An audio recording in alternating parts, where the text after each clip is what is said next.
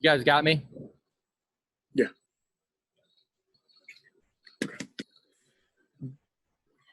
Josh, you guys had 51 points, over 600 yards of total offense, but you had 19 penalties. What can you kind of attribute to maybe some of those mental mistakes early on? Yeah, I've never been a part of a first drive like we had right there. Guys being dialed into to what we're doing, and it was out on the perimeter, it was in the core. I told the guys in the locker room, enjoy this. They got 85 scholarships, got a good coaching staff over there too. Wins are hard to come by. A lot of great things during the course of this ball game. You look at the yards offensively that we had, the points we put up. You look at the ability of our defense to physically dominate the middle part of the football game, the turnovers that they cause. Enjoy that. We'll get back on Monday and correct those things and get better at it. Obviously, that's something that's got to get corrected for us moving forward. Coach, you cut out there. Sorry about that. From a coaching standpoint, what's kind of a challenge for you? I mean, there was a lot of good that went on, and then you mentioned yourself some of the struggles. From your standpoint, what's the challenge to kind of accent the positive while addressing the struggles at the appropriate level? It's not hard.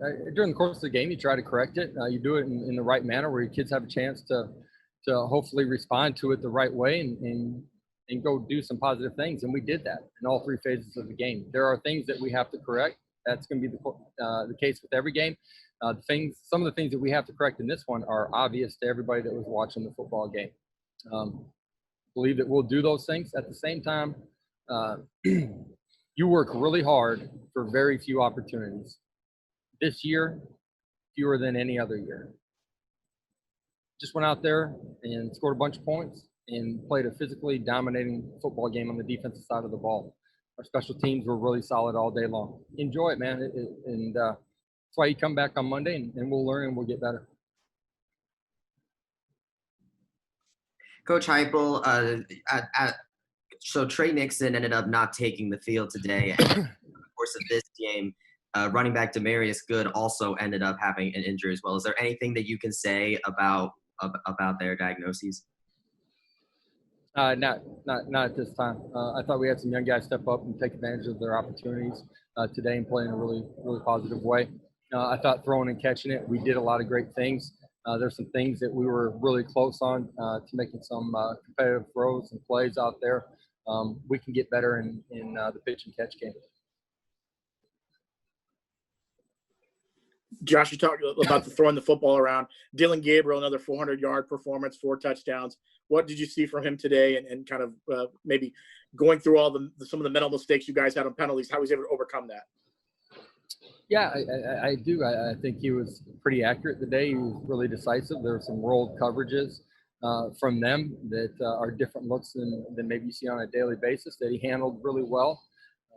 He got to the right spot a lot today and had a really positive day. With there being no fans and being, I'm sure, a lot quieter than usual, did that affect the offensive line early in the game, maybe with the ECU D-line mimicking snap counts and things like that? Yeah, it was certainly different than any game any of us have been in since we were probably in Pee Wee football. But obviously we didn't handle that portion of it very well, Brandon. Josh, what did you think of Dylan Gabriel? He, at one point, completed 18 passes in a row. That's a school record. What do you tell him after a game like that? One, enjoy today. It was a great game for all of us. That's a win over a conference opponent.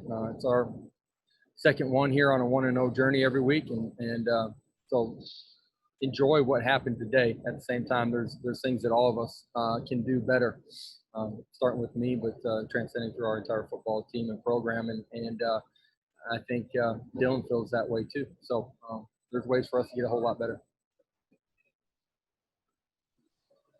Coach, obviously you didn't have Trey Nixon for this game, but the man they call J-Flash came out, led the team in receiving yards, and had another big game. As a youth, he's got 2 games in a row where he's doing very well. Go ahead and speak a little bit to his performance if you could. Explosive, getting more comfortable in what we're doing every single week.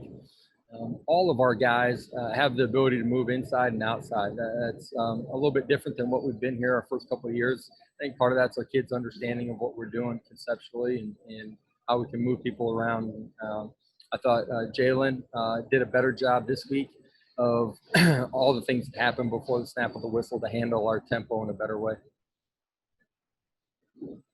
Johnny Richardson was able to get in there late in the game and get his first career touchdown. What did you see from him, and what have you seen from him this whole camp for a freshman?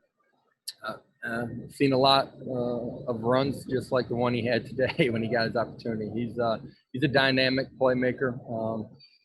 I love his energy. I think our entire football team understands it. He comes out to practice the same guy every single day, has as much energy as anybody, loves competing and loves playing ball. Marlon Williams had another big performance today. What kind of growth have you seen from him from last year to this year, where he's kind of become that #1 go-to receiver? I thought Marlon did a lot of really good things when the ball came to him. I thought he played pretty strong to the catch. A couple of competitive plays that he's close to making down in the red zone as well. I thought he played really well without the ball in his hands today too, and I think that speaks to his maturity. After having to go on the road here for the first 2 games and all the different protocols you have to go through every week, how much are you looking forward to finally getting back and getting your first home game next week against Tulsa? Yeah, I think our kids will definitely be excited to be at home and play in front of some fans that wear black and gold, man. And I don't know how many that's going to be for sure, but we're looking forward to trying to go 1-0 next week at home, put on a show for our fans. And I think our kids have handled all the adversity that they've faced and all the uncertainty in a really positive way. Starting the season out 2 weeks in a row on the road has been unique to our program. Our kids handled it really well.